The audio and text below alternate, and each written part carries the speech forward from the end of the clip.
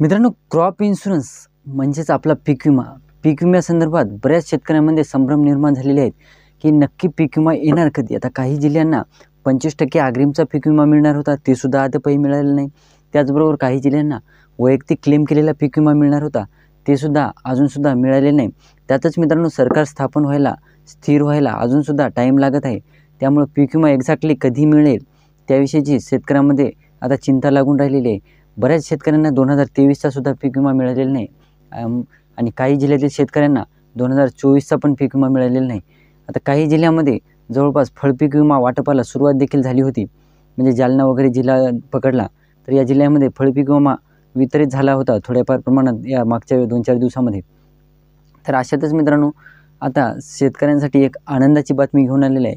ती म्हणजे 6 जिल्ह्यातील शेतकऱ्यांना पीक विमा वाटपाला मंजुरी देण्यात आलेली आहे आणि ते वाटपाला सुरुवात देखील लागलीच होणार आहे. त्याची तारीख कोणती आहे, ते 6 जिल्हे कोणते आहेत, एक्झॅक्टली 2024चा पीक विमा मिळणार की 2023चा पीक विमा मिळणार, त्याचबरोबर मिळणार तर कधीपर्यंत एक्झॅक्टली मिळणार, त्याविषयीची सविस्तर माहिती आपण या व्हिडिओमध्ये क्लिअर करणार आहोत. तर तुम्ही जर चॅनलवर नवीन असाल तर चॅनलला सबस्क्राईब करून ठेवा, म्हणजे जेणेकरून असेच नवीन नवीन अपडेट मी तुम्हाला सर्वात अगोदर तुमच्या यूट्यूब चॅनलला मिळून जातील. तर नमस्कार मित्रांनो, मी राज सूर्यतळ, स्वागत आहे तुमचं आपल्या यूट्यूब चॅनलमध्ये.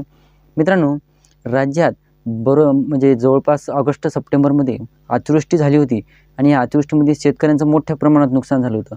त्यातच शेतकऱ्यांना आस लागून राहिलेली आहे. जवळपास 2024च्या पीक विम्याची जवळपास सप्टेंबर-ऑक्टोबरपासून शेतकऱ्यांना आस लागलेली आहे की एक्झॅक्टली आमचा पीक विमा मिळणार का.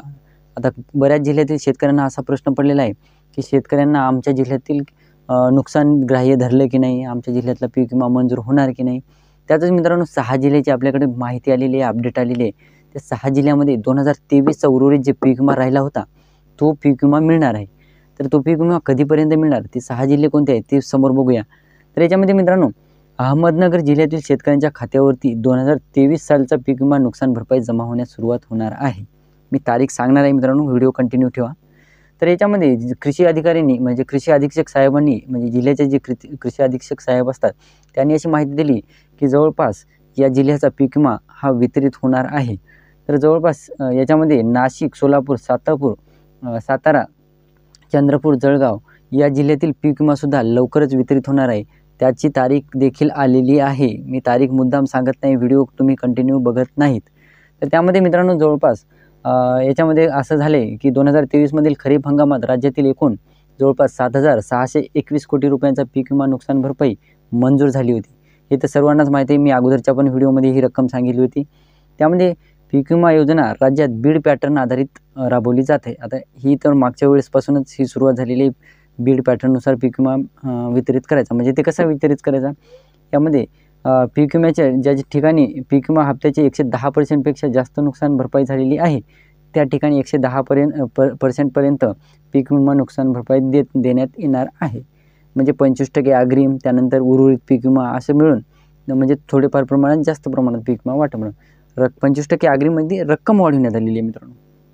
आता काय झाले, खरीप 2023मधील रक्कम जी उर्वरित आहे त्याच्यापैकी पीक विमा कंपनीमार्फत जवळपास 5,469 कोटी शेतकऱ्यांच्या खात्यामध्ये जमा करण्यात येणार आहे. म्हणजे काही शेतकऱ्यांच्या जमा करण्यात आलेली आहे 2023चा पीक विमा काही जिल्ह्यातील शेतकऱ्यांचा.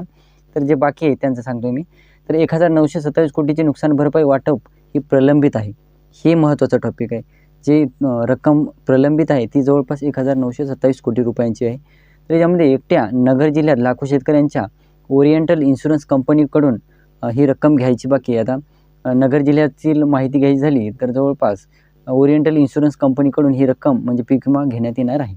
त्यामध्ये आता काही ठिकाणी काय झालं होतं की पीक नुकसान तर झालं होतं, पण त्या नुकसानीची जे किती टक्केवारी काढण्यात आलेली नव्हती. म्हणजे काही जिल्ह्यामध्ये नुकसान ग्राह्य धरण्यात आलेलं नव्हतं. 2023 असो की 2024मध्ये नुकसान तर मोठ्या प्रमाणात झालं होतं, परंतु जे सर्वे करायला कंपनीचे वगैरे लोक येतात त्यांनी नुकसान झालंच नाही असं दाखवलेलं होतं.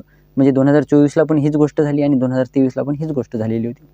तर म्हणजे याच्यामध्ये आता बाकी जे जिल्हे आहेत त्याच्याविषयी माहिती घेऊया. तर 2023मध्ये प्रलंबित पीक विमा आजपासून म्हणजे जवळपास डिसेंबरच्या 1 तारखेपासून ही वितरित होणार आहे. डिसेंबरची 1 तारखेपासून वितरित होणार आहे. आता 2 दिवसात सरकार स्थापन होईल असं वाटत आहे. म्हणजे सरकारच्या हालचाली देखील सुरू होत आहेत. एकनाथ शिंदे उपमुख्यमंत्री होण्याचं टाळत आहेत. तरीसुद्धा या 2 दिवसात सरकार स्थापन होण्याचे जवळपास 99% चान्सेस दिसत आहेत. तर याच्यामध्ये शेतकऱ्यांच्या खात्यावरती जमा होणार ही रक्कम, तर याच्यामध्ये कोणती रक्कम, तर नाशिक जिल्ह्यामधील शेतकऱ्यांकरता जवळपास 60,056 कोटी रुपये, तर जळगाव जिल्ह्यातील शेतकऱ्यांना 470 कोटी रुपये, त्याचबरोबर अहमदनगर जिल्ह्यातील शेतकऱ्यांसाठी 713 कोटी रुपये, तर सोलापूरसाठी 2.66 कोटी रुपये, त्यानंतर सातारा जिल्ह्यासाठी 27.73 कोटी रुपये शेतकऱ्यांच्या खात्यावरती हे 1 डिसेंबरपासून जमा होणार आहेत.